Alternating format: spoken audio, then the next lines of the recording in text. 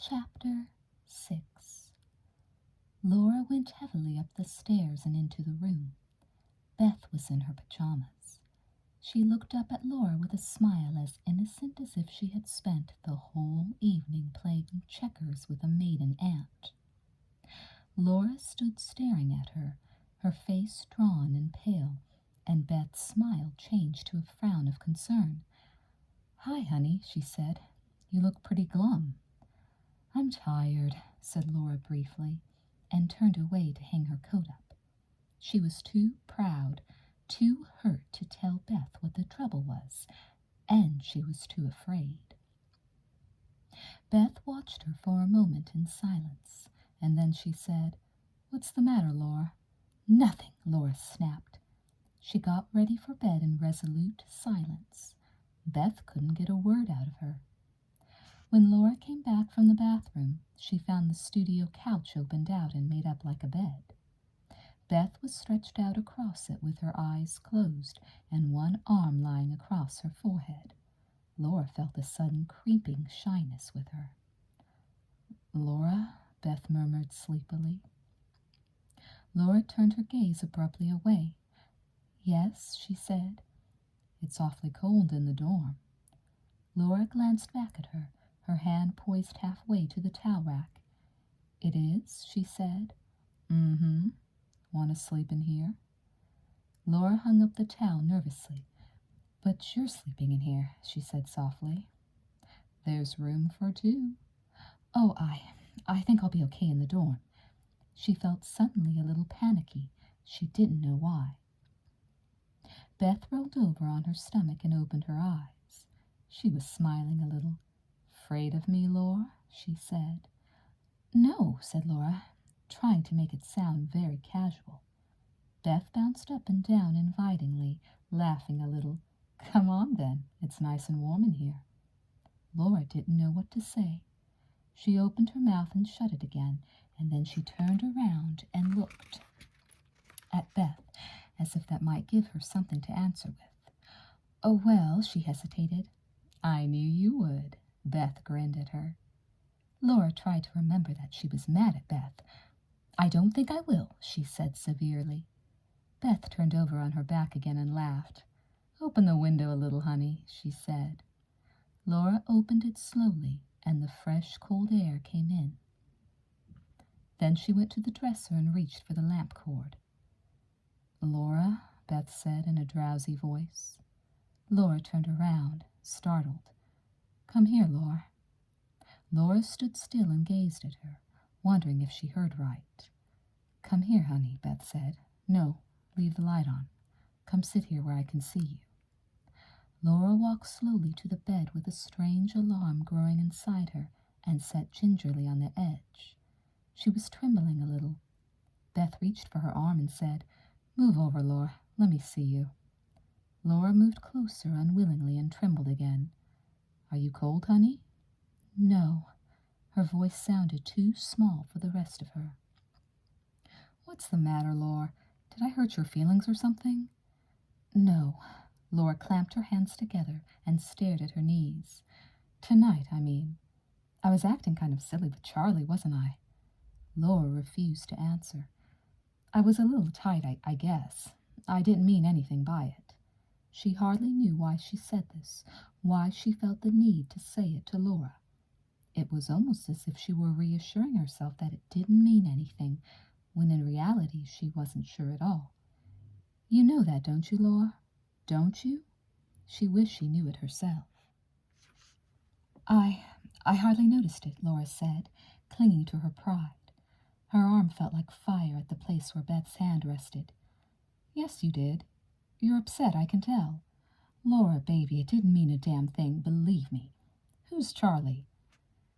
Gentle, it almost persuaded Beth herself. She sat up, and my God, I hardly know him.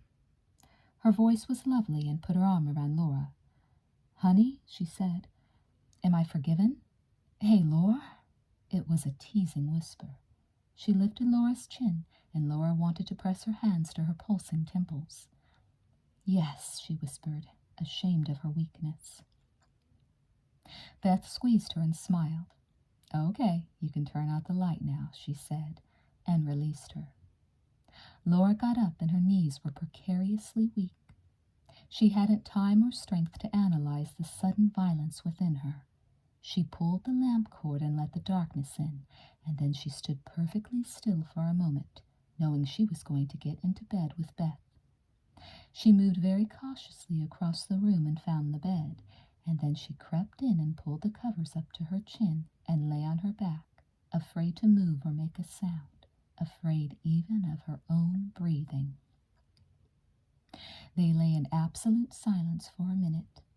Suddenly Beth rolled over and tickled her hard in the ribs. Laura gave a little scream.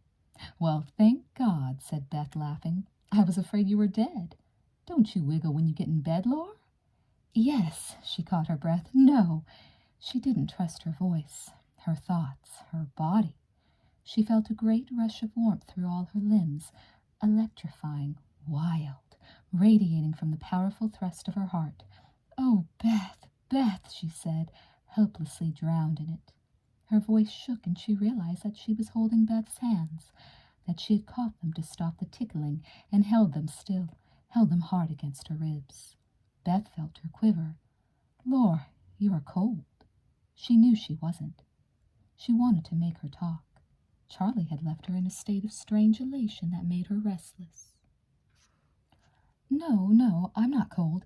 "Yes, you are. Here, roll over. I'll keep you warm." Laura turned on her side, and Beth followed her, fitting her body to Laura's and pulling her close in her arms. "You'll warm up, honey," she said. "Just relax. Shall I close the window?"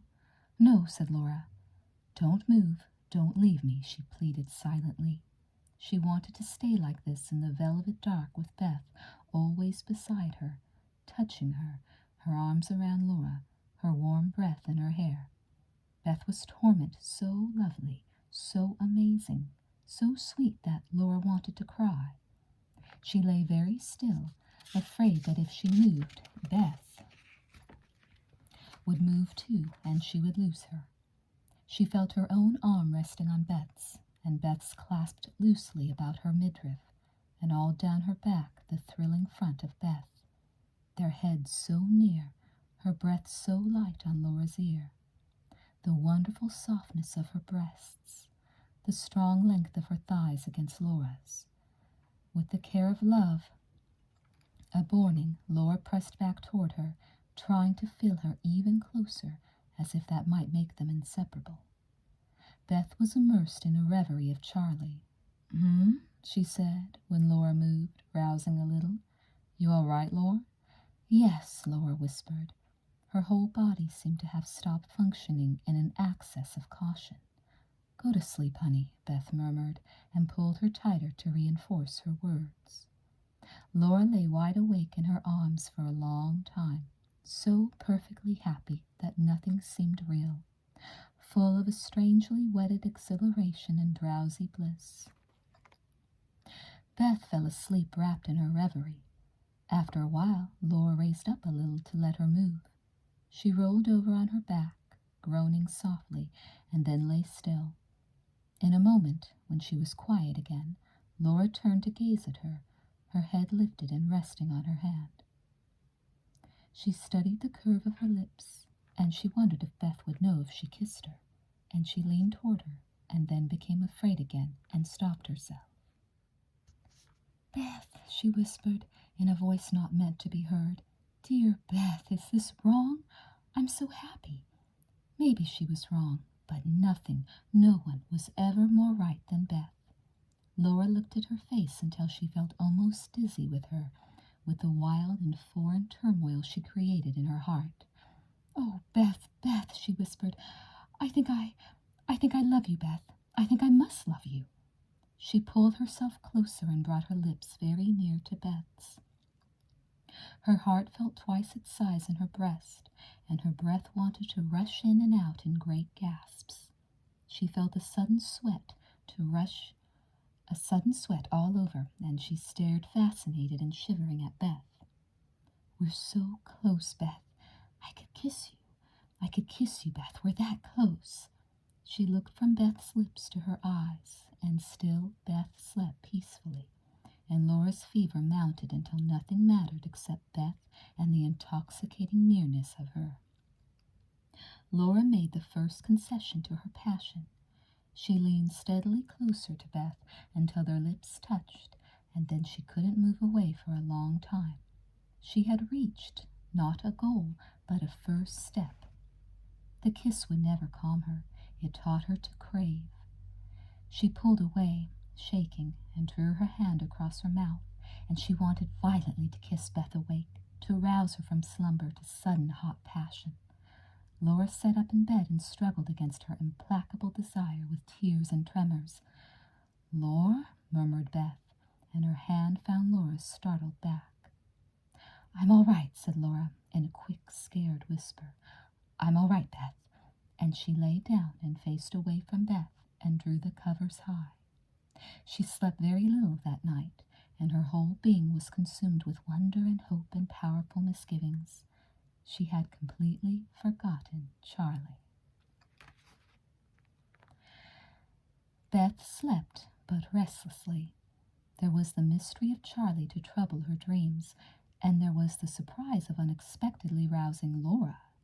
She had begun to think that she would never reach Laura, never really be close to her. It seemed that all she ever did was tease, and all Laura did was answer her politely. But when she reached over in bed to tickle her, she realized with a shock that she had struck a profoundly responsive chord in Laura. She felt Laura's cold hands grip hers and heard her breathe, "Oh, Beth, Beth," and felt her cool, remote courtesy melt away. Beth was surprised and delighted. Unwilling to hurry her and just as unwilling to let her go, Beth simply held her in her arms and enjoyed the feel of her and marveled at the force of her heart. She knew it was more than fright that provoked Laura's heart so, and somehow Laura's reaction complemented the strange mood Charlie had brought upon her. Beth took Laura in her arms that night, not because she had forgotten Charlie or because the effect he had on her was lessened, but simply because Laura was right there with her in the same place at the same time. Because Laura was sweet and warm and accessible, and Beth felt a tender fondness for her. And perhaps most of all because Charlie had aroused to painful new life her old craving for love. It meant a lot to Beth to be loved. It would have meant even more if she could have loved someone herself. But she had never been able to give her love successfully, and so she was ready to take someone else's. She needed it. If she couldn't give it, she would take it, that was all. And Beth was not afraid to take, to try new ways, to look in new places. She had not been afraid of George, nor of the boys that followed him, and she wasn't afraid when she felt Laura's unmistakably erotic response to her teasing. Startled, intrigued, but not afraid. It did not frighten Beth that Laura was a member of her own sex. It made her only the more curious. There was, in fact, only one thing that scared Beth a little that night, and that was her reaction to Charlie. Chapter 7. The noise in the halls woke Beth the next morning. She moaned and stretched and turned to find Laura watching her, and she smiled sleepily at her. "Morning, honey," she said, and yawned. "What time is it?" "I don't know. Almost 9. Don't get up," Laura thought anxiously. It all went so fast. Gotta get up." She raised her arm over her head and squinted at her watch. "It's early," said Laura hopefully, still watching her. "I know, but Uncle John rolls out at 9 on Sundays. Always has. Her arm fell across her stomach. He'll be by to pick me up in a few minutes for breakfast. She looked at Laura. Sleep well, Laura? Yes, said Laura, and she thought she had never seen anything quite so beautiful as Beth, with her sleepy head on the pillow and her pale face set in the aureole of her dark hair. Beth reached up languidly and pushed Laura's hair behind her ear, and that ear tingled to the ends of Laura's fingers. My God, are you ticklish, Beth chuckled. I thought you were going to snap at me last night. Laura smiled sheepishly. I didn't mean to. I was just... You caught me by surprise. I guess, said Beth, and she lay still and looked at Laura for a long moment. She liked to be looked at the way Laura was looking at her. She was being admired, and she enjoyed it. But still, Uncle John got up at 9. She sat up, and Laura's eyes never left her, as if they were trying to pull her back down on the pillow. Beth felt them, and they were subtly exciting. She wanted suddenly to arouse Laura, and she turned back and looked at her. Laura was propped up on her elbows. Beth put a hand on either side of her and leaned over her playfully. Laura's breath caught, and her eyes widened in excruciating suspense. Did you finally get warm last night, Laura? Yes, finally. She smiled, and Beth took her shoulders with a grin and pushed them into the pillow so that Laura lay flat beneath her. No thank you, she teased. No yes thank you. Oh, said Laura, putting her hand over her mouth. Oh, I'm sorry. The weight of Beth on her made her feel a little crazy. Beth laughed. Don't be silly. It's a good sign. I've always thought you wouldn't stop being polite to me until you started to like me, Laura. Really? Laura was astonished. Her beautiful manners came to nothing then. Oh, Beth, I do like you. I've liked you right along, right from the start. Really. How could she possibly say it? Her earnest frown, her eyes would have to speak for her. No, you haven't, Beth said, and she poked Laura in the ribs. Laura gasped and twisted her body. Oh, yes, I have, Beth. She felt compelled to keep talking, to prove it. Why, I liked you even before I met you. You did not, Beth teased. Yes, I did, really, Beth. You didn't even know me. How could you like me? She smiled. Well, I don't know. Her eyes fell then. It was the truth. She didn't. She knew only that from the moment she first saw Beth, nobody else interested her, and from the moment she spoke to her, no one else mattered. You must have some reason. Come on, Laura, tell me. Beth leaned over her closer, smiling. Laura had a brief fear of suffocating with her want, of betraying it through every hard breath, every drop of perspiration. No, she protested weakly. No reason at all? Her voice was almost a whisper. I just thought you looked like such a nice person, that's all. You looked friendly. I thought you must be a nice person to know, she whispered lamely. Am I? Am I nice to know, honey? Yes. She couldn't look at Beth now. I don't believe you. Oh, you must. Her eyes flew back to Beth's. You're more than nice, Beth. And she stopped herself, swallowing compulsively and looking away in something very near panic. I'm what? Tell me, Laura. Come on, honey, tell me, she coaxed. What am I, Laura? Beth. Laura pushed her away in a sudden hot desperation. I don't know. She sat up panting and swung her legs over the edge of the bed. Beth watched her with a smile. Now you're mad at me, Laura. You're mad at me, aren't you? No. Yes, you are. Don't say I am when I'm not. Beth laughed gently at her and crawled over to her. She put her arms around her from behind with her legs coming around alongside Laura's and gave her a bear hug. Laura stiffened in the embrace, fighting her potent urge to return it and shivering again. Okay, Laura, you're not mad at me. You love me, Beth teased. She looked around Laura's head, trying to see her face. Laura turned it furiously away, pushing at Beth's arms. Don't make fun of me. Let me go. I'm not making fun of you, honey. Let me go. Say you're not mad. I've already said it. Say it again. I'm not mad, said Laura between clenched teeth. Okay, honey. Beth was laughing again. Let's kiss and make up. Oh, Beth, she was torn apart. Beth, what a thing to say. What's wrong with it? It's a nice thing to say. Let me go. Will you let me go? And she gave a hard push against Beth, who suddenly freed her and left her pushing against nothing. Laura got up seething with temper and an infuriating desire to turn back and throw herself into Beth's arms again and beg for kisses, but she dared not even look at her. Beth sat on the edge of the bed and watched her pull her towel from the closet rack with jerky, impatient movements. Laura couldn't bear being watched. I thought you had to get up and have breakfast with your uncle, she said testily. Her emotion unnerved her. She couldn't leash it, and she hated to have it show. Beth sat still on the bed, smiling at Laura's irritation with gentle amusement. She got up and came toward her. Laura, she said in a soft, conciliatory tone. Laura moved swiftly toward the door, but Beth reached her before she escaped, catching her up her arms. She turned her around. Hey, Laura, she said.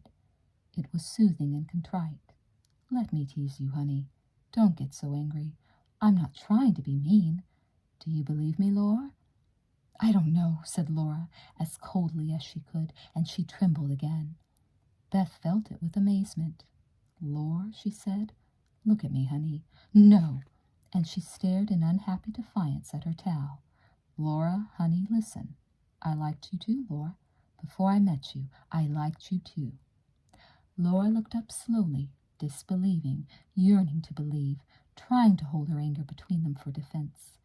But it slipped away from her, out of her, and she was looking up at Beth like a little girl, like Laura, 6 years old, begging for a candy heart. You did? She faltered, searching Beth's face. Yes, I did. Beth was strangely excited again at the intensity in Laura's face, and for a precious second Laura saw it. She found herself suddenly on the point of declaring her love, of clasping Beth in her arms. The tension spiraled up like a rocket, and she gasped, Beth! And so startled Beth that she caught her breath like Laura and nearly crushed her arms with the sudden tight grip of her hands. Oh, Laura, she said, shaking her head and trying to collect her senses. They were going too fast. They had to slow down. Her hands dropped, and she turned to her dresser and picked up her comb, feeling the trembling in herself now. We'd better get dressed, she said. Laura stood paralyzed, watching every motion Beth made, the confession so tight in her throat that the pressure made her giddy. Beth, I... Beth turned away from her into the closet. Go wash up, honey, she said. Beth, please, I... Beth straightened up suddenly and took Laura's face in her hands and bent over her and kissed her. And then she shut her eyes tight in pure surprise at herself, and her hands held hard to Laura's shoulders for a moment. Finally she said, Now go. Go on. For God's sakes, Laura, scram. Uncle John stayed at the house for Sunday dinner. It was the traditional climax to his traditional weekend. He sat at the house mother's table, and Beth sat beside him. Laura was at a table in the back of the room. With a little prudent rubbernecking, she could just see Beth, but it was risky to keep looking, and still she had to look, almost to reassure herself that Beth was real. They teased her about Charlie at the table. Emmy had pried the information from her that she was going to the Christmas dance with him, and when Emmy knew something, the rest of the house knew about it soon after. Mary Lou Baker startled Laura at the table by saying, Laura, it must be love. Laura was straining to see Beth over the tops of rows of heads, and her concentration gave her face a dreamy quality. She looked at Mary Lou with a startled expression until somebody said, We hear you've got a date for the Christmas dance. Oh, Laura breathed in relief. From then on, she was glad to play along with them. She needed a man just then as insurance against a dozen ills. Charlie stood for Laura likes men, men like Laura. Everything is right with Laura, so look no further. When the girls across the table from her moved their heads apart, and the girls at the next table were nodding just so, she could see just enough to know that Beth wasn't looking at her. She was talking to someone, or laughing, or busy with her food, and Laura felt isolated and forsaken, envious of everyone at Beth's table. But between courses, when Uncle John was busy singing a song with the others, she glanced once more toward Beth's table, and their eyes met, and Beth gave her an almost imperceptible smile before she looked away. Laura caught it and held tight to it, to the secret recognition in it, and she felt a sudden shock deep in her abdomen. So strong, so strange, so sweet that it invaded all of her before she understood it or could resist. She refused her dessert. She sat tortured in her place, yearning for the interminable meal to be over, for Uncle John to go home and leave Beth to her. She would have given anything to be rid of Emily. She dared not look back at Beth. The curious feeling flared at the mere thought of her. The sight of her now would make the agitation unbearable. Laura began to fear her own words, her trembling hands, the telltale sweat on her face. It was with a long sigh of thanksgiving that she arose from the table and left the dining room and went up to the room to wait for Beth. She tried to calm herself, to tame the whirlwind in her stomach. She reached the room and opened the closet door to get her toothbrush, and suddenly the funny feeling burst again inside her, and she buried her face in the clothes and thought wildly, "Beth, help me! Hold me, help me, Beth, darling Beth, I need you. Oh, I need—" The room door smacked against the closet door, and Emmy said, "Who dat? Laura?" A pang of caution sharply neutralized the feeling. Laura was on guard. She straightened mechanically and collected her toothpaste and said, "Yes?" Emily yawned. "We're going over to the Modern Design Show in the Art Building," she said. "You and Bud?" said Laura politely, as if it mattered. It cost her a terrible effort to appear calm. "Yes, and Beth and Uncle John." And suddenly it did matter. "Should be a good show. Isn't Beth's uncle funny? Honestly, we nearly died laughing at him at dinner." "Yes, he is funny. I thought he was going home early this afternoon." "Well, he was, but we talked him into coming along to this show. Besides, he's the only date Beth ever has, and she needs to get out once in a while." They heard Beth coming down the hall. She was talking to Mary Lou, and she came into the room looking back over her shoulder and laughing at something. The strange feeling welled irresistibly in Laura at the sight of her back. "We were just talking about you, Rumi," said Emily, foraging through a muddled drawer for her gloves. Laura half envied her ability to be casual with Beth, and at the same time scorned her for not understanding Beth better. Beth turned around and faced her roommates, and Laura couldn't stop looking at her. "Oh, you were," she said. "Good things, of course." She smiled at them. "We think you ought to go out more often," said Emily matter-of-factly, pulling out one glove triumphantly and tossing it on top of the dresser. "You do? With whom?" Beth gave Laura a quizzical smile. Laura gave Emmy a brief, venomous glance for having said "we." "Oh, anybody," said Emmy, burrowing in her drawer again for the other glove. "Sure," said Beth. "Like maybe Santa Claus?" Emily laughed. "Oh, Beth, you're hopeless. We'll have to make it our special project to marry you off this year. Won't we, Laura?" Laura glared at her, but Beth said, "And ruin a fine record? No thanks, Em. I'm stuck with Uncle John." She walked over to the closet and reached past Laura for her coat.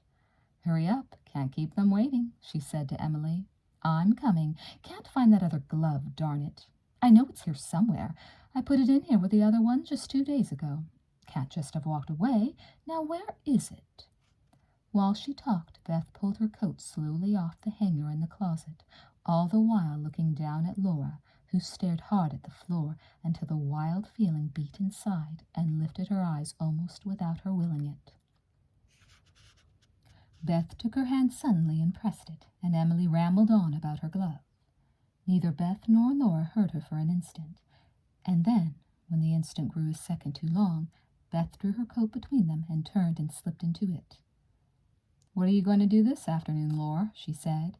"Found it," said Emmy, and gave them a disgusted smile. "Underwear drawer." "Nothing," said Laura. "Study, I guess."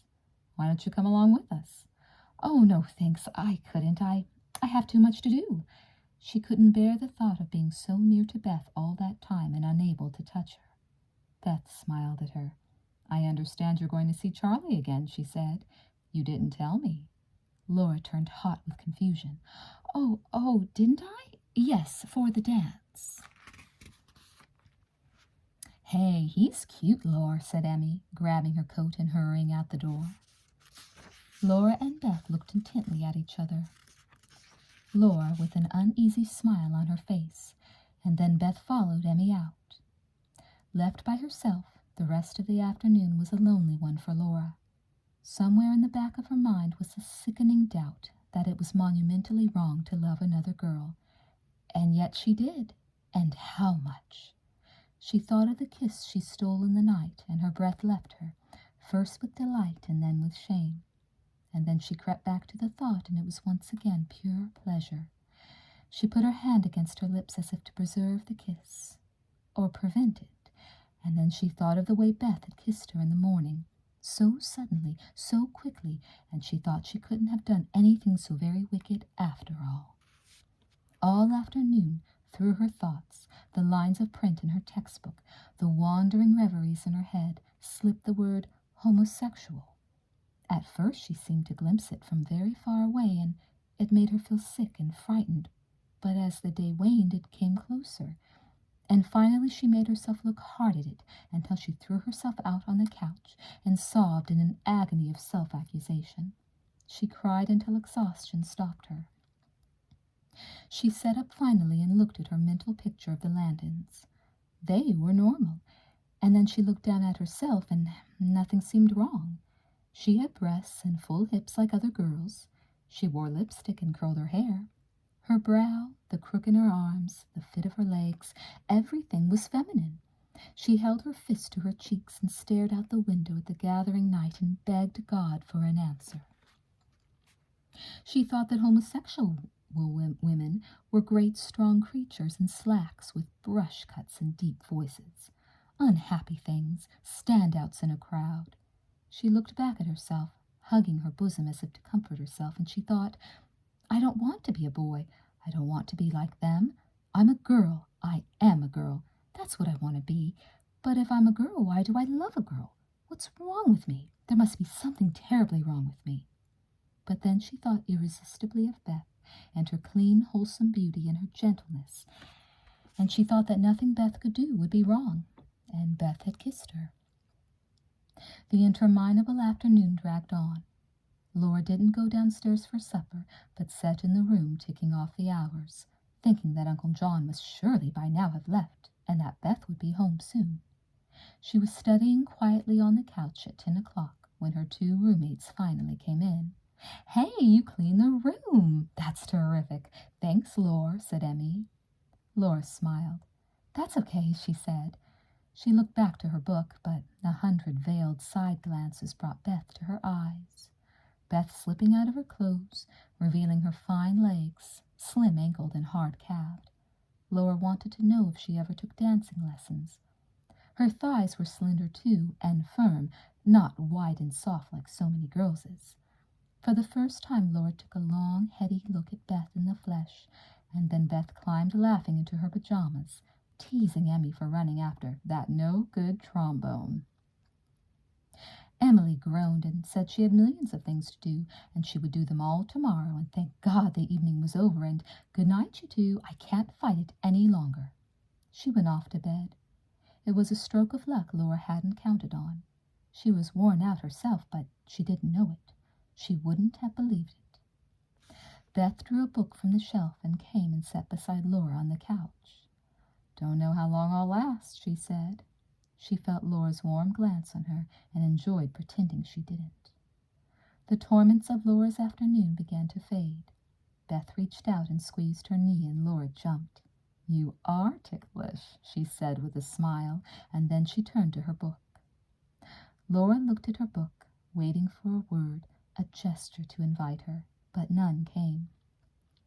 Beth studied seriously, and in a short time she was lost in another world. Laura, seeing her absorption, stared boldly at her, loving her nearness with its wealth of adorable details. The light hair on her arms, the fine skin, the violet eyes so unaware of the pale blue ones that searched them. Her hands were marvelous and long and firm, with trim, hard nails on them. Her breathing so gentle, so peaceful, so welcoming. Laura wanted to put her head down on Beth's breast, and as she looked at it, moving rhythmically up and back, swelling with swift grace under the striped pajamas, she wanted more than to rest on it. Her hand tightened, disciplining itself against desire.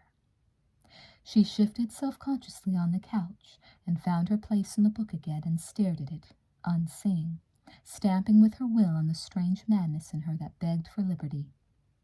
When Beth was near her, her careful senses loosened, yearned, burst suddenly from the bonds of caution. Her mail-fisted moral code unclenched, and right and wrong rushed out and ran whooping into limbo. After half an hour, Beth threw her book down and yawned. "Can't keep my eyes open," she said. Laura looked at her with nothing for her but a smile. Such a beggar of a smile. Beth gave it a bag of gold. "Laura, honey, will you scratch my back?" she said. Laura's smile grew. "All right," she said. "Wonderful. I love to have my back scratched." She rolled over on her stomach, giving Laura room to sit beside her, and she sighed with pleasure as Laura's hands began to trace the curves of her back. "Oh, that's marvelous," she murmured. She shivered a little, and Laura trembled with her. "Under my pajamas, Laura. Feels better." Warily Laura lifted her pajama shirt, and her cool fingers groped for the ripe, smooth warmth beneath them. "Oh, yes," Beth said. Laura could see her smile, her eyes shut the better to feel. "Oh, I love this. Emmy won't ever do it for me. You're wonderful." Laura's hands shook, and she lifted them for a moment. "Don't stop, Laura." And her fingers descended to their enthralling task again, traveling like 10 light feathers over the flawless hollows, the fields of grateful flesh, the sweet shoulders. Laura was lost to reason. She parted the hair that hid Beth's neck and drew her fingers lightly over the white nape. The hair was cool and delectably soft, and at the roots warm and thick. Laura leaned toward it, hardly realizing that she was moving. It smelled clean and faintly perfumed. She looked at Beth's profile, outlined against the burgeoning pillow, the eyes shut, the lips relaxed, the brow fair and faultless. With a swift thrill of necessity, she bent down and kissed the white neck for a long moment. A sudden acute fear pulled her up. She clasped her hand across her mouth and stared in terror at Beth, wondering how she could have let herself do it. Beth lay perfectly still with a faint smile on her lips. "Beth," said Laura. "Beth?" The whisper quailed. "Oh, Beth!" Laura clutched her shoulder. "Say something. Forgive me. Say something. Are you mad at me?" Beth whispered softly, "No." A wash of heat flooded Laura's face. She bent over Beth again, perfectly helpless to stop herself, and began to kiss her like a wild, hungry child, starved for each kiss, pausing only to murmur, "Beth, Beth, Beth." Beth rolled over on her back then and looked up at Laura, reaching for her, breathing hard through her parted lips and smiling a little, and her excitement burned the last rags of Laura's reserve. Her lips found Beth's and found them welcoming, and one after another shock of intense pleasure hit her. Her frantic heart shot blood through her veins. The sweat burst urgently from her body, and she felt answering movements from Beth's body. All of a breathless sudden it culminated in a sweeping release, exploding and reverberating stormily through her. She heard her faraway voice groan in ecstasy, and she held Beth so tightly that it seemed they must somehow melt together. She couldn't stop, she couldn't let go, she couldn't think or speak, and when finally the furious desire abated a little, it was only to gather strength for a fresh explosion. At last Beth pulled herself up on one elbow and leaned over Laura. Her eyes were hot and her hair was wild, yet for all that she looked strangely ethereal. "Oh, baby," she said in a husky voice, "we'll sleep in here. We'll sleep here tonight. I couldn't leave you tonight." She looked hard at her. "Oh, Laura," she said, and her voice trailed away, and her lips came down on Laura's again and again and again. Laura answered her. Suddenly Beth pulled away from her and stood up with a with wordless passion.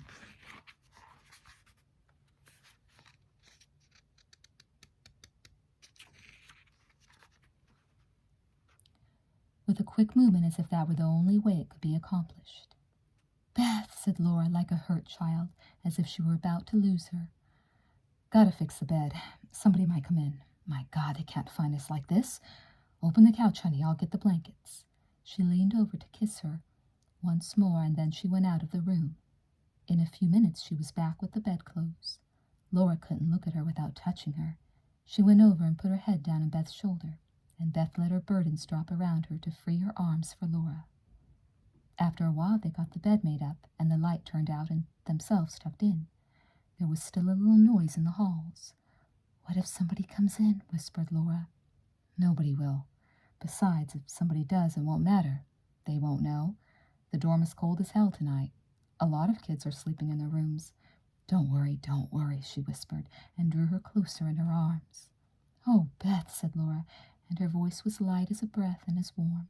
I love you so much." Beth bent down and kissed her. "Hush," she said. "Sleep." Chapter 8. Laura thought nothing could ever awaken her. The days that followed were dreams. She wrapped herself in her secret. She wore it in her eyes, on her lips, in her stomach, where it welled up hotly to ignite the star in her heart. Her moments with Beth were brief but beautiful, precarious and precious. It took Beth some time to recover from her astonishment. In one swift, strange night with Laura, she had found that powerful delight that was supposed to be the crown and glory of romantic love. It had been effortless, inevitable, more wonderful than she had dared to hope. But it had been ironic, too, that it had come like this, unbidden, so easily, with a girl. Beth thought of the many men she had looked to for it, the countless times she had searched, tried for it, even worked for it, with nothing for her pains but fatigue and eventually boredom.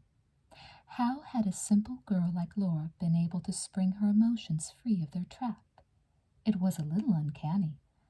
Beth eyed her with a new respect, but she couldn't help wondering, if it had been Charlie she had slept with instead of Laura, would it have happened anyway?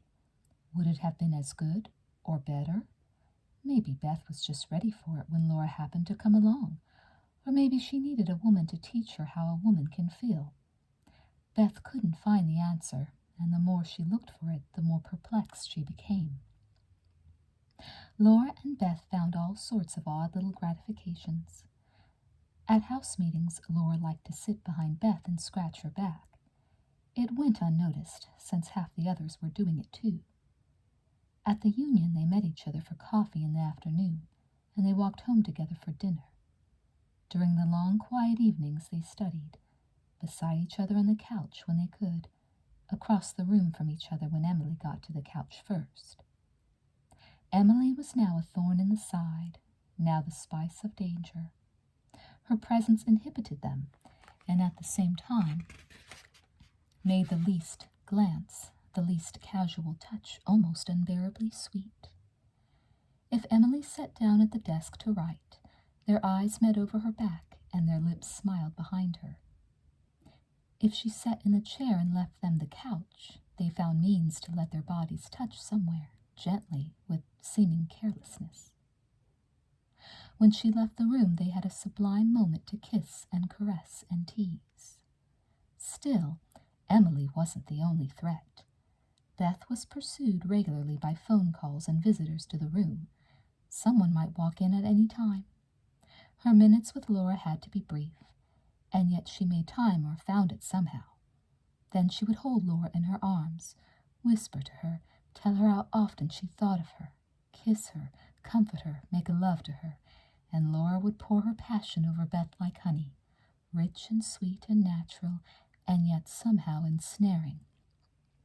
It was delightful, a balm and a succor to Beth, but it wasn't all engrossing, all satisfying, as it was for Laura. Beth knew this, and she knew she had to be honest with Laura before she broke her heart. Once or twice she tried to explain her feelings, but her uncertainty stopped her.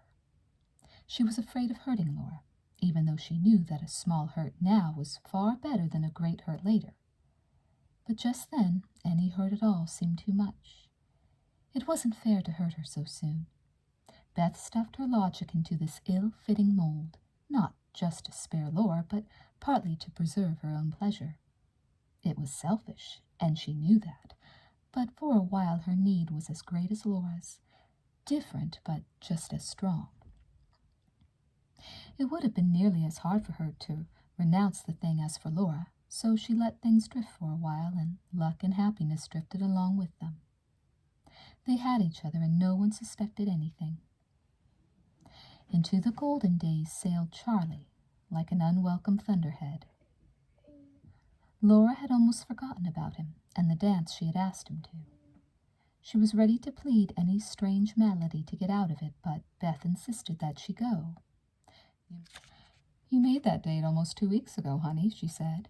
"You can't just suddenly break it. You can't just quit going out. It'd look pretty damn queer if you did. Besides, you need a little male company now and then." Laura disagreed by simply not answering, but she didn't say no when Charlie called. "Does your roommate have a date?" Charlie had asked. Laura bit her underlip. "Oh, yes, she's got a date," she said brightly. Charlie seemed to see through her ruse almost instinctively. "I don't mean the other one, Bud's girl. I mean Beth. She got a date?" "Oh, Beth. No, I don't think so." "Don't you know?" He laughed a little. "No, she doesn't." Her voice was sharp, but Charlie ignored it. "Well, my roommate wants a date," he said. "Mitch, you remember?" The whole thing struck him as something of a joke. Even Mitch wasn't serious about it. Two such disparate characters as he and Beth would never last, but they might brighten up the Christmas dance a little. Besides, it would be fun to have Beth around, and Charlie couldn't very well take her himself. "Mitch?" said Laura. "Yeah. Beth there?" "Not till dinner." "Okay, he'll call her after dinner. Talk to her, will you, Laura?" "Okay, Charlie, I'll tell her." She did, of course. She had to, but she didn't like it. The whole thing seemed ominous to her. "He's a very nice boy, I guess," she said glumly. "I don't think you'd like him, though. He didn't say a word at Maxie's that night." "Oh, I thought he was adorable," said Beth, and she reached out laughing and took Laura's hands. "Lor, you're jealous," she said. "No, I'm not. Really, Beth, You mustn't." "Oh, I guess I am, just a little." Beth mussed her hair and said, "I'd be crushed if you weren't. Just a little." She lighted a cigarette and said thoughtfully to the smoke, "Well, it might be fun to get back into circulation, just for once." "All right." Laura looked at her hands. "He's going to call you tonight after dinner." She got up stiffly and started for the door. "Laura, where are you going?" Laura didn't know. She just wanted to express her disapproval. "Oh, Laura, honey," Beth said, laughing. She came up and stopped her and put her arms around Laura's waist. "You mustn't be so jealous. You've been going out all fall. How do you suppose that makes me feel?" Laura hung her head. "God, Laura, we'll double date. How could I possibly two-time you?" Laura apologized. "I won't be jealous," she said. "I swear I won't." And she underscored her intention with a kiss. Charlie and Mitch arrived together for the dance and waited in the living room for Beth and Laura. Charlie was imposing in a tuxedo, and he looked faintly amused and detached from the proceedings. Like Emmy's Bud, he was something of a ladies' man, but unlike Bud, he didn't court crushes from every girl he knew. The attitude became him, but he was hardly aware of it. It wasn't that he was immune to girls. Far from it. It was simply that he was much more susceptible to women. Simpering college girls amused him. They were silly and scatterbrained, many of them, and once in a while he thought they were fun. But a beautiful woman, assured, alluring, and feminine, was a wonder he could never wholly resist. He had begun to see the first signs of this mature loveliness in Beth, just as she had begun to find maturity in herself. Charlie and Mitch stood off in a corner and surveyed the girls of Alpha Beta, and the girls milled about and returned the survey. Charlie was fun to look at because he was good to look at. His hair was wonderful stuff. a rich dark brown born of an early blonde that left gold traces at his temples. "A pretty nice-looking bunch," said Mitch. He was enjoying his favorite spectator sport. "Yeah, I've been away from this house too long." They grinned at each other. "Who's that one over there, by the fireplace?" Charlie followed his gaze. "Oh, in the red? Boy, you're coming back to life." He laughed and slapped Mitch on the back. "That's Mary Lou Baker, the house president. Nice gal." "You know her?" "Used to. Haven't seen her for a while. Let's go over." Mitch hung back. He liked looking better than doing. But Charlie was striding across the living room, and rather than be left stranded, Mitch tagged after him. Charlie in action made a beautiful study in savoir-faire. Mitch admired it with secret envy. Mary Lou looked up and smiled at Charlie as he came up. "Well, Charlie Ayres," she said, "how are you? Gee, I haven't seen you for ages." "Mary Lou, I'd forgotten how pretty you are." She laughed a little, pleased and embarrassed. Mitch stood and looked at her in the same way he had stood and looked at Beth, with a sort of good-hearted and passive admiration that rarely asked for more than a look. "I hear you've been seeing Laura Landon," Mary Lou said to Charlie. "Uh-huh," he smiled. "Isn't she a sweet girl? She's one of our best pledges. We're really fond of her." "Yes, she is a nice girl," he said politely. "Here she comes," said Mary Lou. Beth and Laura came in together in very different moods. Beth was luxuriously pretty. For once she had taken time for every detail of herself, to Laura's alarm. "After all, I only go out once a year," she explained. "Might as well do it upright." "Well, if Mitch doesn't think you look terrific, he's blind," said Emmy. "Isn't that so, Laura?" "Yes." Laura tried to keep Charlie occupied with her so that he wouldn't have time for Beth. She talked or trapped him into talking as steadily as she could, but the four of them sat together and the conversation jumped about frequently. Laura couldn't help it if Charlie offered Beth a cigarette and lighted it for her, but Beth could help it if she took his hand to steady the light and watched him while she inhaled. Whenever she spoke or smiled or glanced at Charlie, she aggravated Laura's irritation. They went into the dining room to dance after a while, and Laura had Charlie to herself. Not that she wanted him, but for once she was happy to put up with him, just to keep him away from Beth. The dining room was romantically festive with green lights, and all the furniture had been cleared out to make a dance floor. At the rear of the room was a long, elaborately decorated table, loaded with punch and cookies. Now and then, at intermissions, Beth and Mitch met Laura and Charlie around the punch bowl. Inevitably, Charlie finally suggested that they trade partners. Laura hardly had time to think about it before Beth was swept masterfully onto the dance floor, and she found herself moving off with Mitch. Charlie was perfectly assured with women, and he liked to be around them. It was almost second nature. They never gave him much trouble. He was easy and firm with Beth, and she followed him docilely, faintly annoyed with him for attracting her and amused with his confidence. "That's a very pretty dress," he said, looking down significantly. "Thanks," she smiled at him. "Good color for you." "I think so, too." He raised an eyebrow at her. "Do you always wear purple?" "Uh-huh," she said, pursing her lips sagely and nodding. He laughed. "Always?" "Of course. Even my pajamas are purple." He grinned and gave her a squeeze that brought back to her the strange sensations in the booth at Maxie's. "Don't you believe me, Charlie?" "No," he said calmly. "A girl like you doesn't wear pajamas." Beth had to smile at him, but at the same time she wanted to shatter his beautiful composure. He seemed to know instinctively how to tease her, and she couldn't catch him off guard. He thought he had her perfectly under control. She had to wait till the dance was nearly over for a chance to trip him up. He bent down close to her and pulled her tighter in his arms and said softly, "Beth, my dear, you're beautiful." It was just her cup of tea. "Thanks, Charlie. So are you," she said. For the space of a few shocked seconds he was silent. Beth waited for a tantrum, but she guessed wrong. He put his head down against hers as the music ended and laughed at her, and at himself. "It's my criminal charm," he said, and squeezed her again, and Beth looked up at him in surprise. And again she smiled at him against her will.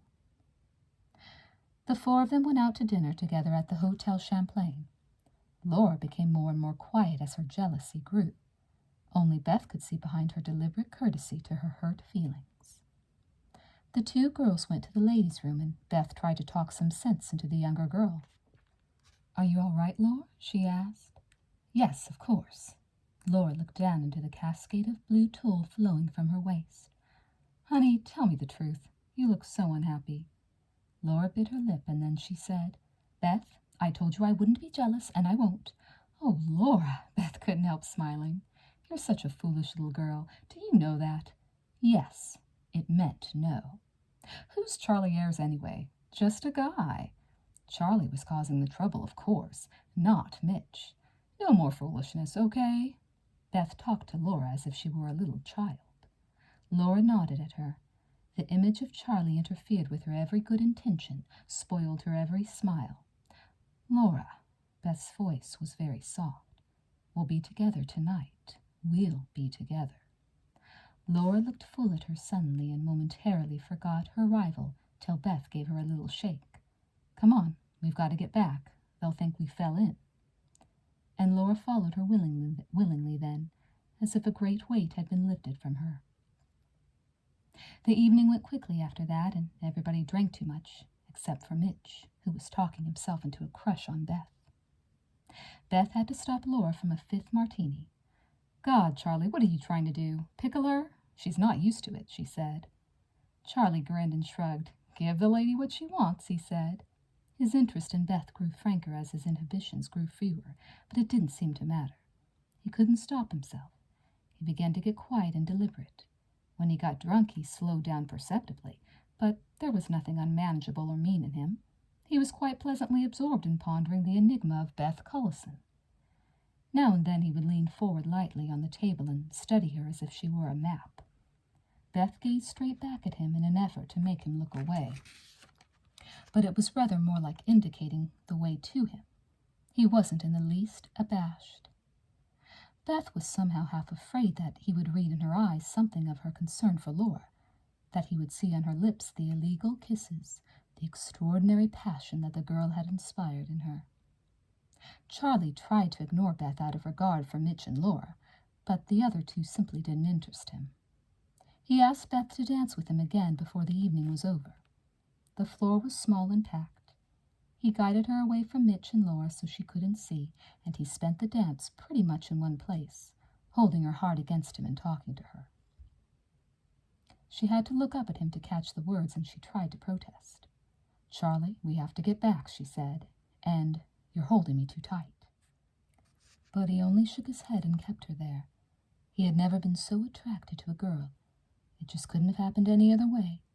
He pulled her out of the crowd and into the shadow of the heavy drapes by the bandstand and gave her just time to say "no" before he kissed her. When he released her, she said, "Charlie, please, for God's sake."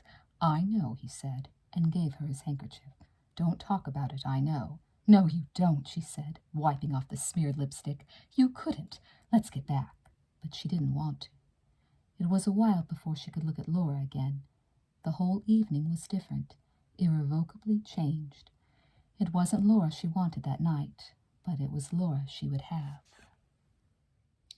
Chapter 9. Mitch was mad. It happened very rarely, but Charlie had muscled in on his date. He walked stiffly into their apartment. Charlie sighed and followed him in. "Okay, Mitch, I'm sorry. So we both like the girl. We both want the girl. Okay, so we both call her. But that's just the point. You act as if you own every woman you look at. Damn it. I act like it, but I don't. You make them think, oh, Mitch, for God's sakes, that's a lot of crap. That's a lot of damn crap. You go around with your nose out of joint because you think I'm better equipped to seduce women than you are. Well, let's face it. Oh, let's face it, hell. Do you think a girl like Beth would fall for a face? For a lot of crap? Well, do you? Any girl could be fooled. Well, would you like to know how well I fooled your precious date? I danced with her, remember? Do you know what I said to her? No. I told her she was beautiful. Yeah, just like that. And what do you think she said to me?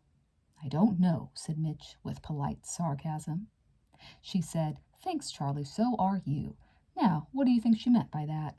Mitch glowered at him and said nothing. She meant, "You're an ass, Ayers. You're a damn ass, and you're not fooling me." "Okay, I'm an ass. My God, I know what I am. It's just that women like that crap. Most women. Now, do you think a girl like Beth thinks I'm Prince Charming or something? Hell no. She thinks I'm an ass. Quit harping on the thing." "Harping? Who's harping? You're doing all the talking." "Oh, for God's sakes," Charlie muttered.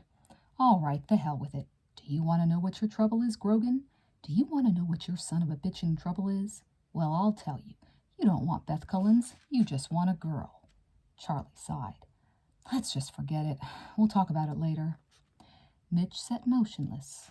"Women," Charlie growled. He went to the washbowl and brushed his teeth viciously, and then he got into bed. "Come on, Mitch. You can't sit there all night." Mitch stood up slowly and got out of his clothes and into his pajamas without a word. Charlie rolled over and shut his eyes and tried to figure out a way to see Beth, Mitch or no Mitch.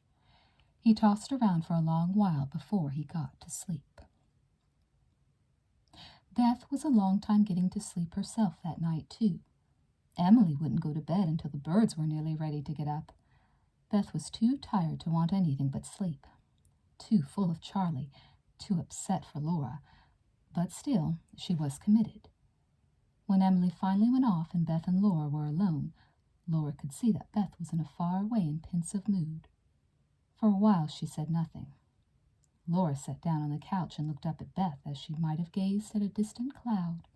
So lovely, too hard to know, so impossible to clasp and keep.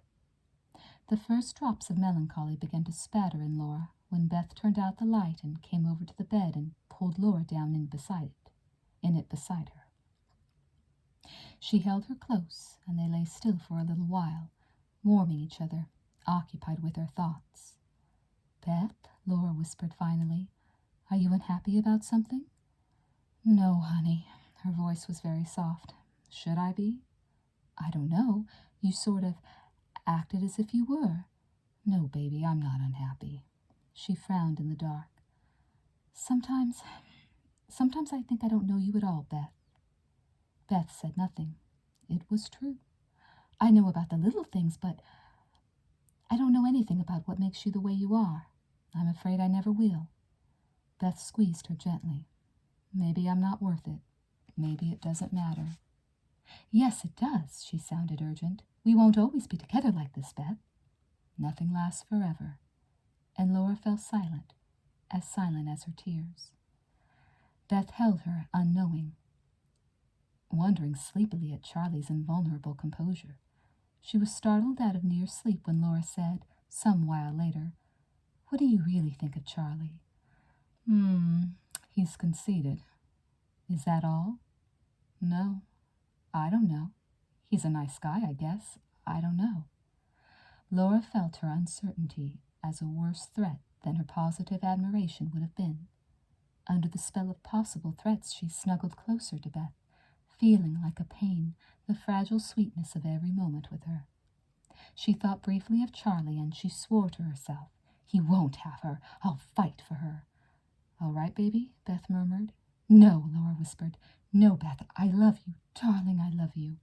Her sudden intensity brought Beth back to life. Laura had her way.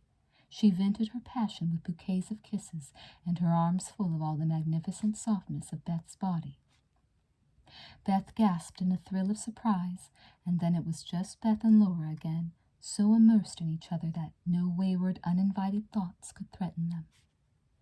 It was the last time they were together before Christmas, the last time for several weeks. Christmas. Laura went home to Lake Forest. Charlie went home to New York, and Beth went off to Florida to be with her Aunt Elsa and Uncle John. There was little for Laura to do but visit one parent and then the other and do school assignments. The holidays were a dreary parenthesis in her romance. She wanted to write to Beth every day, but Beth forbade it. It would look too obvious, she said. "Just send a couple of notes, honey." Her notes were rather more like chapters from a book, but at least there were only 3 of them. Beth's answers were short but affectionate in a non-committal sort of way. Laura knew them by heart. She spoke to her parents so many times of Beth that her mother exclaimed, "Aren't you lucky to have such a nice girl for a roommate?" and she was thankful that her daughter was under the guidance of someone so sensible about boys. Laura had told her that Beth spent most of her energies on study in the student union. Mr. Landon muttered, "She sounds like a damn Puritan. A girl like that ends up in old Maine 9 times out of 10. I wouldn't take everything she says as the gospel, Laura." And Laura laughed to herself to think that her lovely, warm, passionate Beth could be so easily camouflaged without benefit of a single fib. Beth, on the beach, sunned herself and studied and thought of Laura. She thought of other things in her solitude, and all the other things, strangely enough, were Charlie. Her mind was vague, her thoughts indefinite. There was just a cloudy image of Charlie in her head. It could be dissipated like a cloud, but like a cloud it always reformed and hung about to threaten a storm. It came to her at odd moments, bothersome and wonderful and completely exasperating. Once, in a restaurant booth, Uncle John leaned past her to reach for the salt shaker, putting his hand on her knee as he did so. It couldn't have been a more innocuous gesture on his part, and he was somewhat startled to hear his niece gasp audibly at his touch. The warmth and pressure of his hand in just that spot on her leg brought Charlie back to her with a shock. Charlie in the smoky booth in Maxie's basement, pressing against her, laughing, telling her nonsense, and feeling her leg with an experienced hand. She felt a sudden irritation at the thought of him, as she had so many times before, and as usual she didn't quite understand it. Before the first week of vacation was up, she was impatient to get back to school again. Charlie, in New York, occupied himself with parties and people, but his head was full of Beth. In the past, whenever he found himself thinking too much about one particular girl, he'd deliberately ignore her and take out dozens of others. Another one each night, and soon enough he'd be free of his infatuation. So it was with understandable confusion that he discovered that Beth could not be driven from his thoughts in this fashion. It annoyed him, but after 4 or 5 days he accepted the situation and quite simply gave up and thought only of Beth. He knew her special kind of beauty appealed strongly to him, and she pleased him with her teasing, her talk, even her tantalizing independence. But he had found these qualities in other girls and never been so hopelessly fascinated with them.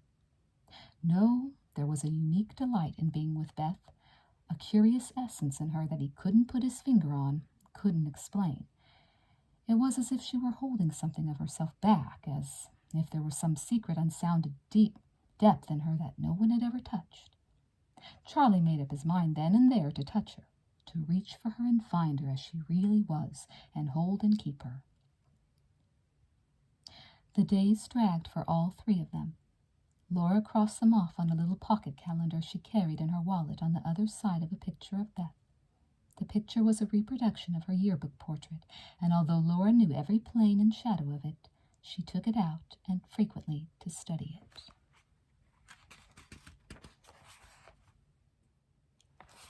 Chapter 10. Laura came back to school in a sweat of excitement. But when she burst into the room, the one who turned to greet her was Emily.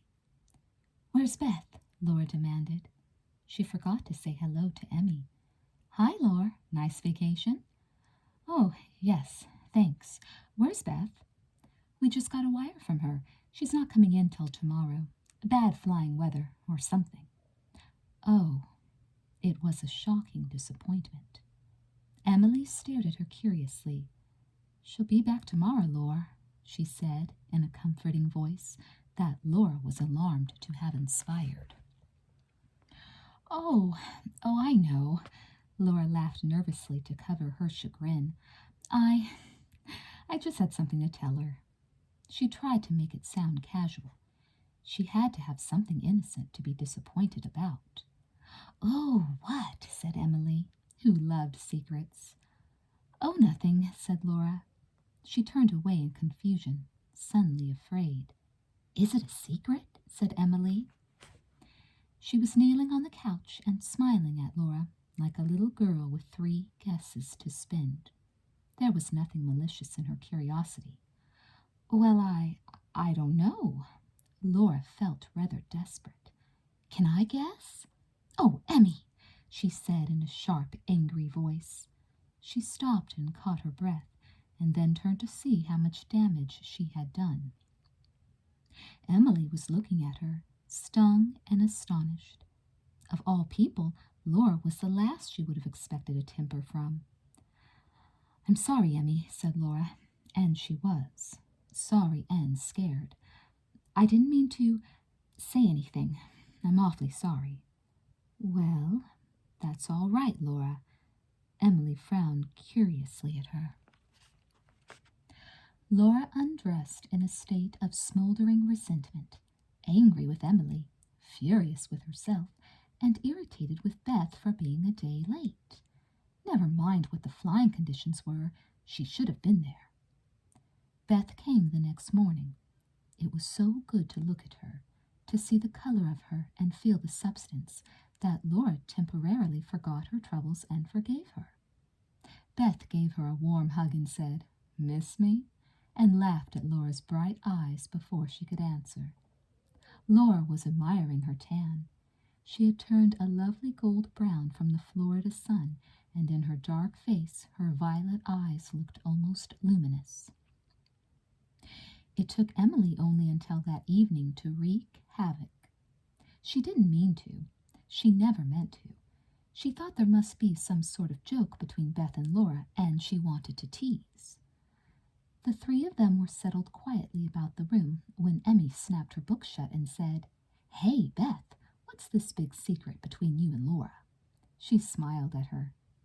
Beth looked up suddenly with a long, silent gasp of alarm. Emily didn't see Laura start in her chair. She was looking at Beth. Beth turned to Laura for an explanation, but Laura was too frightened to say a word. "What secret?" said Beth. "Laura said you had a secret." "She did?" Beth looked back at Laura with troubled eyes. "Emily, I did not," said Laura angrily, finding her tongue suddenly in this crisis. For the second time she had lost her temper at Emily. "I didn't say anything of the kind." She had to shout at Emmy. She was afraid to look at Beth. "Well, gee, Laura, don't get mad," said Emmy. "I'm not trying to start anything. What the heck is this anyway?" She looked at Beth. "She said she had something to tell you, that's all. She was so let down when you weren't here last night that I asked her what was the matter, and she wouldn't tell me. She just said she had something to tell you. Gee, I didn't mean to start anything. I thought it was a joke." Beth pulled herself together fast. She had to in the face of Emily's sudden suspicion. "You didn't start anything, Emmy," she said calmly. "You don't mind if I tell her, do you, Laura?" Laura, who would have followed her naked into hell, shook her head in bewilderment. "It was just a family thing, Em. Laura wanted to transfer out of journalism school. It all depended on what her father said. Sort of a difficult situation. Her parents didn't agree. I guess Mr. Landon finally decided against it. Right, Laura?" "Yes." She stared in grateful surprise at Beth, with a sort of perverse pleasure in seeing her father rescue his daughter's lesbian love affair. It was as good a thing as ever he did for her. "One of those family things," Beth said. "Not so much a secret, Emmy, as just sort of awkward." Emily was suddenly contrite. She never disbelieved Beth. She never had reason to. "Oh, Laura, I'm sorry," she said. She looked anxiously at her, wanting to restore a sunny atmosphere. Laura promptly absolved her, glad to have it over, to have got it out of it so well. Emily took the thing at nearly face value, thanks to Beth. Laura was shaken hard and fast into the realization of the pressing need for tact and caution and highly refined hypocrisy. Mitch called Beth and ran headlong into the bruising fact that Beth didn't want to go out with him again. She gave him a charming runaround. He couldn't even get mad at her, but she said no, and it rankled in Mitch. Charlie got out of the way and let him call first. It was the only way to keep peace. Besides, they were friends. They had an agreement. They even had a lease to bind them. But he intended to call, and he said so, and there wasn't much Mitch could do about it. Being Mitch. He didn't think he was in love with Beth anymore, but he thought he might have been if he had had the chance. Charlie came in and found him sitting by the phone. Mitch waited it. "She's busy all week," he said with a sort of comic sarcasm. "Try for Friday night." She hesitated a little over that one. "Mitch," Charlie felt awkward. Go on, we had an agreement." He called. Beth was rarely called on a house phone. Anyone with anything to say to her knew her private number. "Hello," she said. "Hello, Beth. This is Charlie." He didn't believe in guessing games. "Well, Charlie," she exclaimed, strangely startled. "I have a problem. I thought maybe you could help me out." It was somehow possible to tell that he was smiling. "Well, I don't know," she grinned back at him. "What is it?" "Classics. An elective. Don't know how I got hooked. Anyway, I'm in trouble. I mean, I may very well flunk out."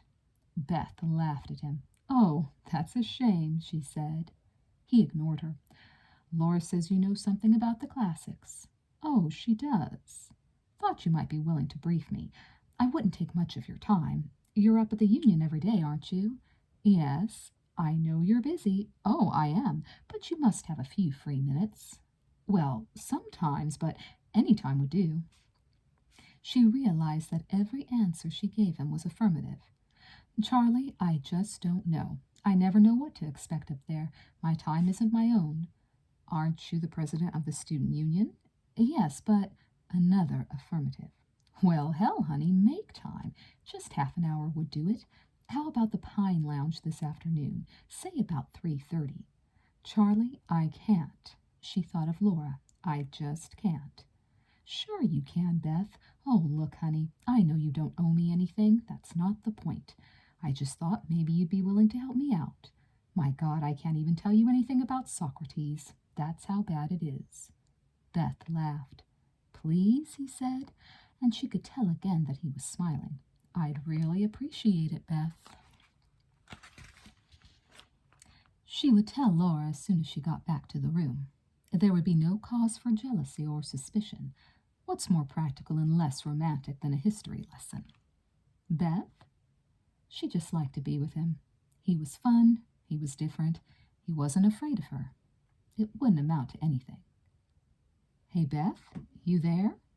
"Yes, Good," he said in a matter-of-fact voice. "Thanks a lot, honey. See you at 3:30, okay?" No breath of ulterior motives. "Okay, Charlie." Back in the room, she told Laura. "It's for a classics final. I guess he's having trouble with it." "He likes you, Beth." Laura knew it right away. "Not that way," she laughed. "Men like Charlie don't like girls like Beth. I'm supposed to be a real bookworm, you know. I guess I'm just a change of pace for him. Well, girls like Laura don't like girls like Beth either, until they fall in love with them." "Oh, baby." Beth laughed and pulled the troubled face up and kissed it. "I swear I'll tell you every word he says, and all you'll hear is a half-hour monologue on Greek philosophers." With Laura watching her carefully, Beth only ran a comb through her hair before she left for the Pine Lounge. She had wanted to put on some cologne, change her sweater, freshen her lipstick, but she knew that would cause too great an eruption. She left the room with a great show of casualness and arrived at the lounge a little early. She sat at a table with a notebook before her, daydreaming. She looked up and let her gaze wander out the window, where it rested motionless on nothing and criticized Charlie's face. She sat like that for almost 10 minutes until suddenly a strong hand gripped her neck and she put her head back with a jerk, electrified. She laughed in spite of herself, hunching her shoulders and squirming to be free. Charlie held her firm, grinning down at her. She said, "Charlie, don't," still laughing, and then she realized that he wouldn't let her go until she stopped struggling. She froze. He released her, tossing his books on the table in front of her. "Sorry I'm late." "Are you?" She was surprised. "Uh-huh." He took his coat off, pulled up a chair, and sat down. "Charlie, you've been drinking beer," she said, pulling away from him as if his breath might intoxicate her, and grinning. "Brethren," he said piously, "I repent." Beth laughed at him. "Okay," she said. "What is it you want to know? As if you were in any condition to learn." "I'm forced to agree," he said. Let's adjourn. There's a jam session at Maxie's this afternoon. I thought you were flunking out of classics. Oh, I am. Well, maybe you'd better do something about it. That's your job, honey. He pulled out a mimeographed list of names and places and questions and handed it to her. Explain this damn thing to me, will you? He said. All of it? Well, the Peloponnesian War. I can't get the damn thing straight. Beth gave him a skeptical smile, and then she took the list from him. Okay, she said. She bent over the paper and began to talk. Charlie studied her hair and the line of her cheek, his head resting in his hand. You see, Sparta was up here, she said, and he didn't answer. Do you see? She looked up and saw him gazing at her.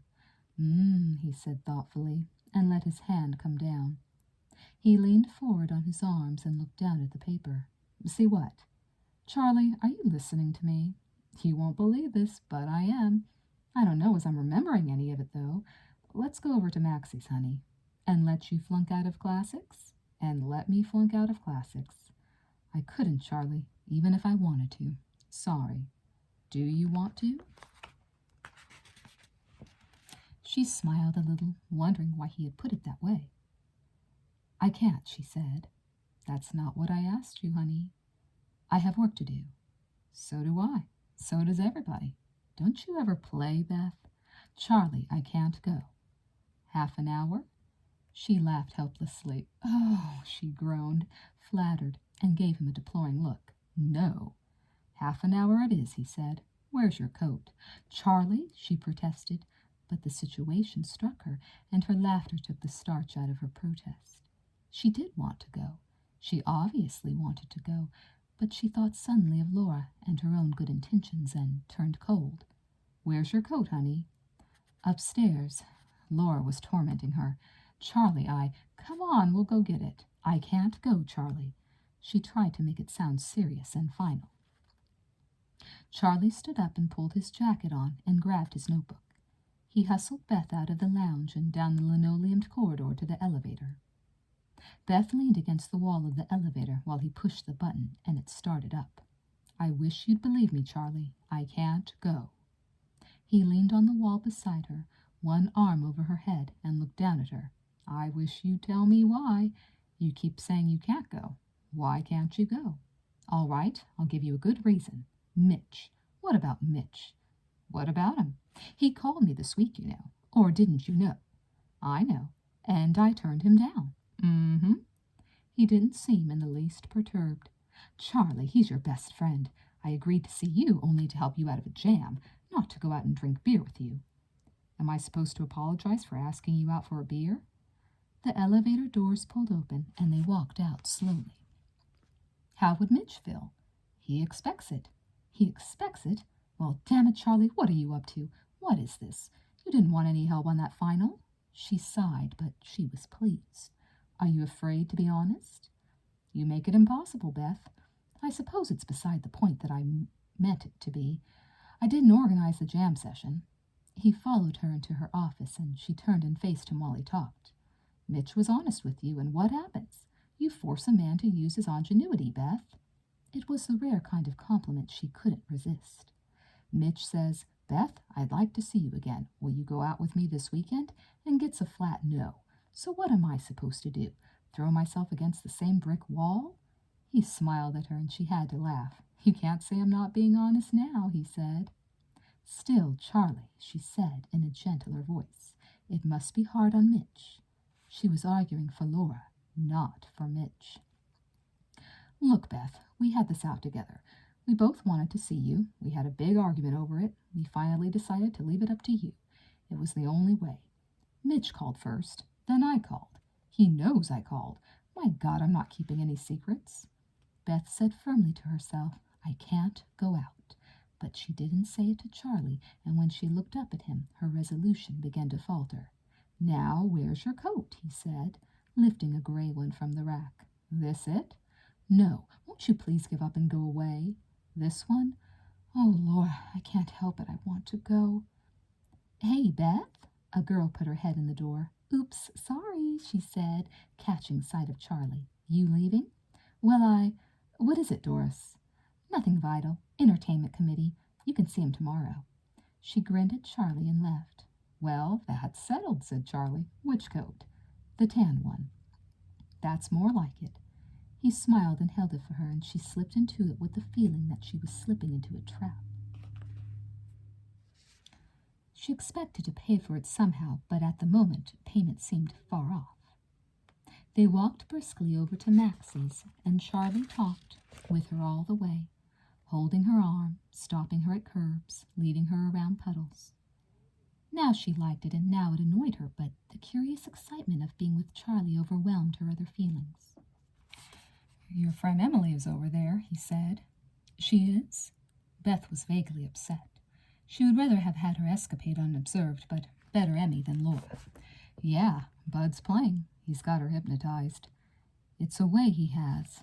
And as a matter of fact, it was true that he had held Emmy's affections longer than any other boy she knew. "I'd like to know what that guy studies," Charlie went on. "Jesus, I only study the bare minimum myself. He studies about half as much as I do. Every time I go over to Maxie's, he's down there playing. Damn near lives there, I guess." Bud managed to stay in music school by conducting all his practice sessions down in Maxie's basement. Everybody loved it except his professors.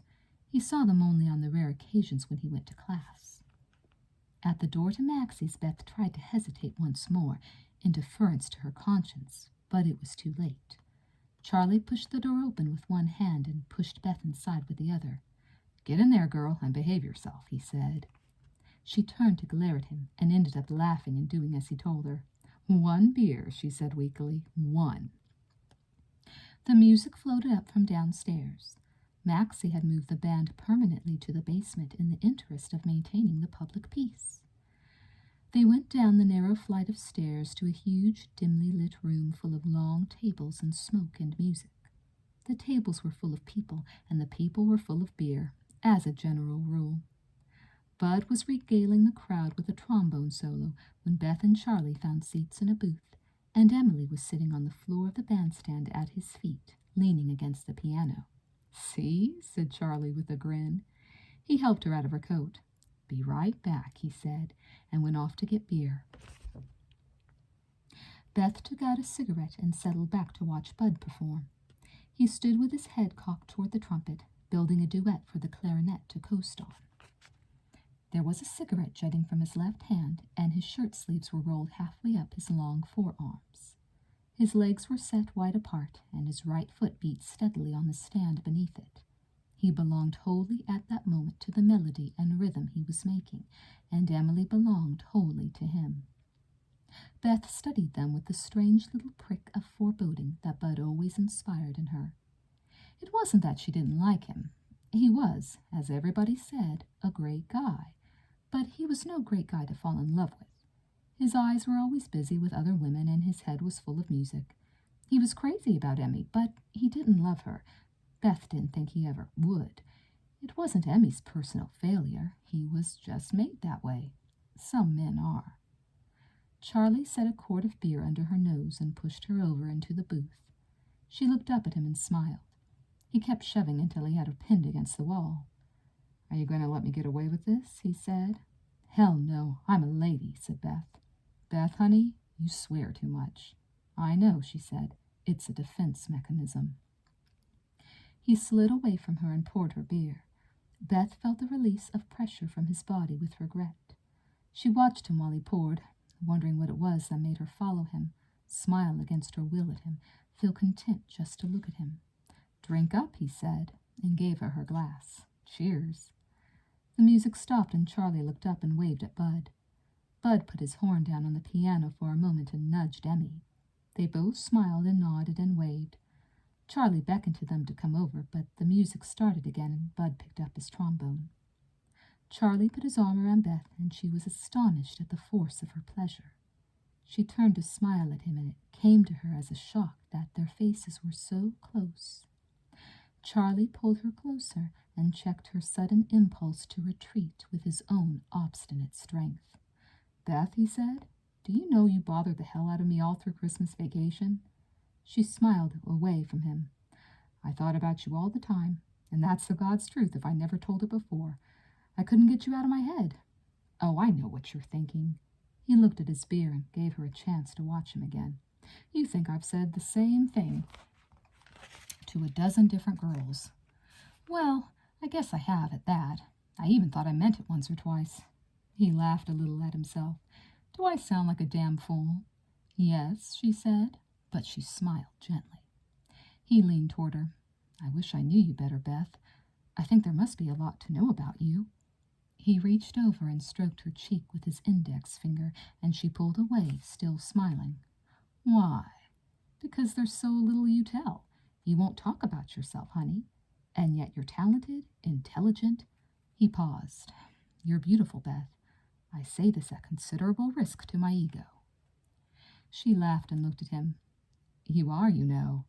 He reached into her soft hair and caressed her neck with his hand. Will I have to resort to tricks to get you out next time?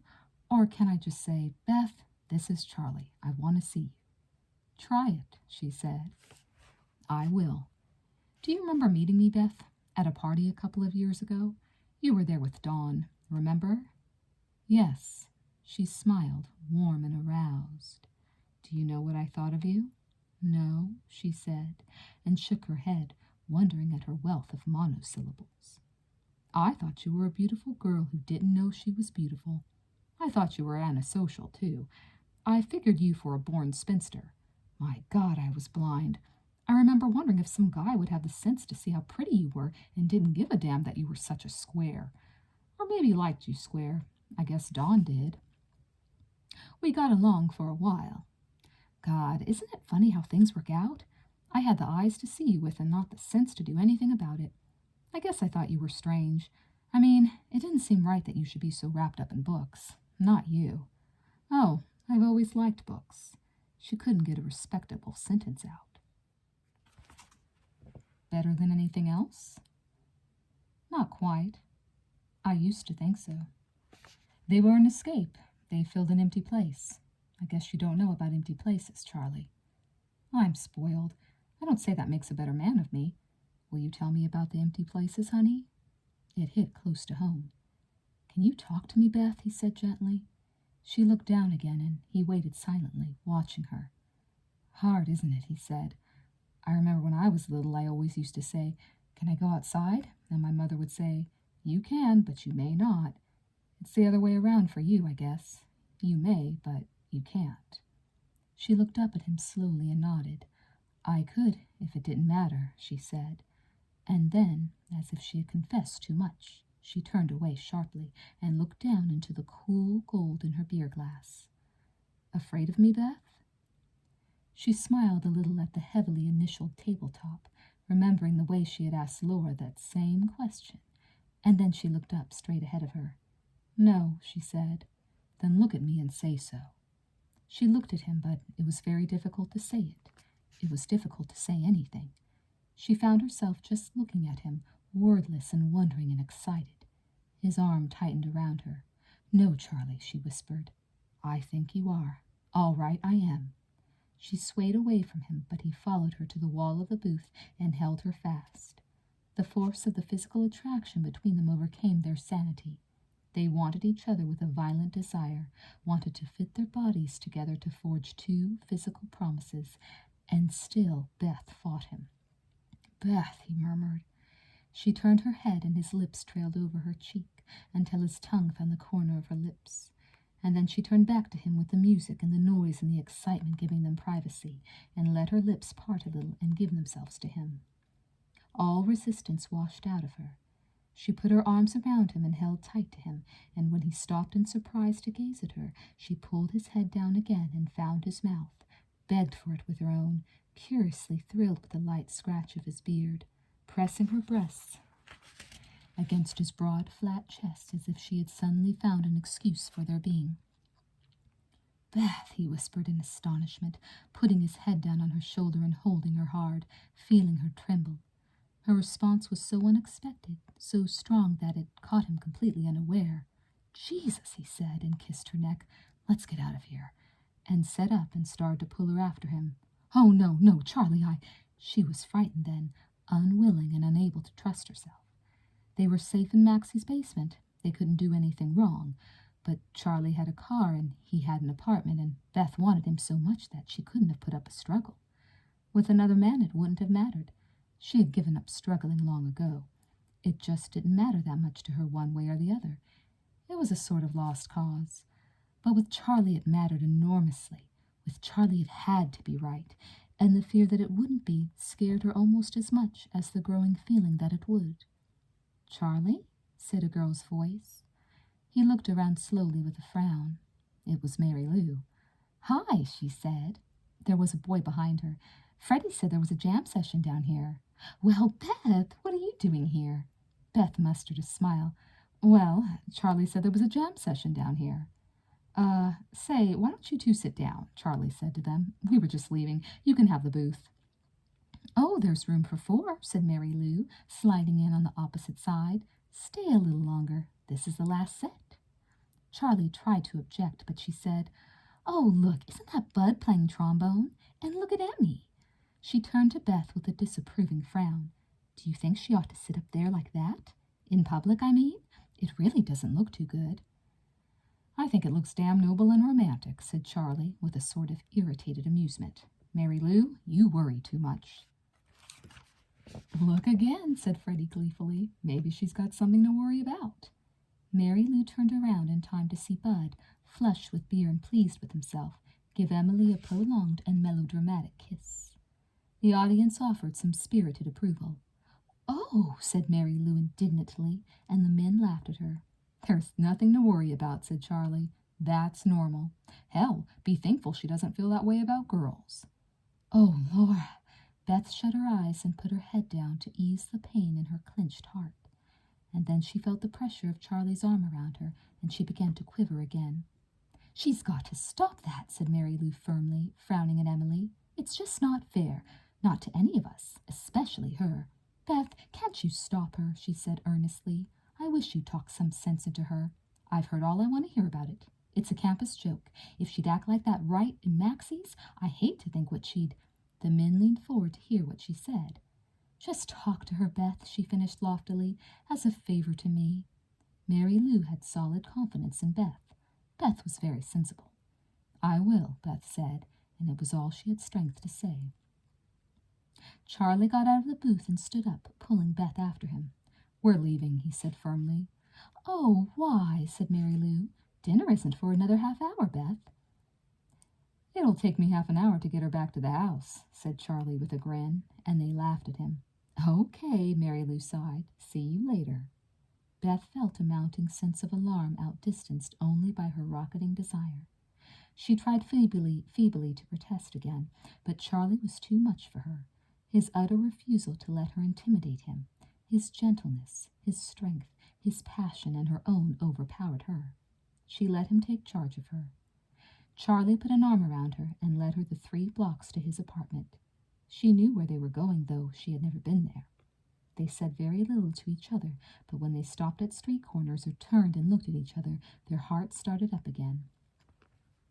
Just inside the apartment door, she stopped and turned back, the so-familiar doubts back in her heart. "Mary Lou," she said. "I took you out to dinner. She won't ask questions. Mitch? Field trip. Won't get back till tomorrow." Laura, she thought, and the pain came back, but only for a moment. Charlie swept it away.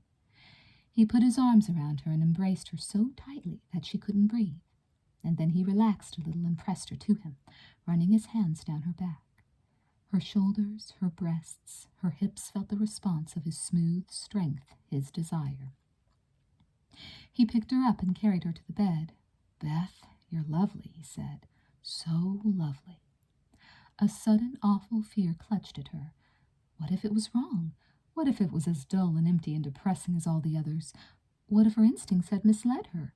"Wait, Charlie," she said, in a voice pitched high with alarm. He heard the strain in her words and stopped to pull her close and comfort her. She clung to him on the verge of tears. "Beth," he murmured. "Beth, is this the first time?" She held her breath in an agony of misgiving. What would he think of her if she told him the truth? "Is it?" he prodded gently, thinking that was probably the cause of her fears. He was surprised to hear her whisper into his sweater, "No." For a few moments they sat on the bed, neither moving nor speaking. Charlie was completely at a loss for words. Finally Beth lifted a pale face to him and whispered, as if each word were costing her pain, "It was never any good. It was just a farce, a dirty little game. It was never right. At first I used to think it would be beautiful if I just kept trying, if I didn't lose hope, if I found the right guy, if there was nothing wrong with me, if, but it never was." She stopped to conquer her trembling voice. "And finally, after a while, I just didn't care anymore. I didn't care what they did to me. I guess I was lucky. Most of them were nice guys." A sob betrayed her, and Charlie held her a little tighter. "And then I got sick of it," she said. "I got just old-fashioned sick of the whole business. I quit. I sort of swore off, I guess you could say. I figured it just wasn't for me. I didn't know why." Charlie was silent, and she began to get frightened again. I don't know why I did it, Charlie. I'm ashamed, so ashamed. She couldn't go on. "You don't have to tell me all this, Beth," he said at last. He was shaken, surprised, and at the same time her confession made him feel fiercely protective. "I had to tell you the truth," she said through her tears. "I couldn't lie to you." "Why?" He looked down at her. "Because this time I want it to be right. I want so terribly for it to be right, and I was afraid it couldn't be if I weren't honest with you." He kissed the tears on her cheeks. "Is that why you're here now, Beth? To see if it's going to be right at long last?" She hung her head. "I'm here because you told me to come with you," she said, "because I couldn't help myself. Because for once I want it really and truly. For once I care about it. I care terribly." She looked up at him with tormented eyes. "Charlie," she begged, "forgive me. Please forgive me." "Forgive you?" he said softly. "What for? For being lost and mixed up and unhappy? For trying to set things right when you didn't know how? Hell, there's nothing to forgive you for. I'm only thankful they didn't turn you into a hopeless cynic." She felt herself beginning to smile very faintly at him, and in a sudden burst of gratitude she took his head in her hands and began to kiss him. The pain of her confession began to fade. Wherever he touched her she felt good, and when he had all that loveliness in his hands he pushed her down on the bed in a spasm of delight and kissed her all over, feeling her tremble with an almost unbearable pleasure. Beth shut her eyes and said, "Oh, my God, Charlie, Charlie, Charlie," and knew she had found what she had been looking for so long. And they fulfilled their promise in the dark, and all the world spun away and left them alone in heaven.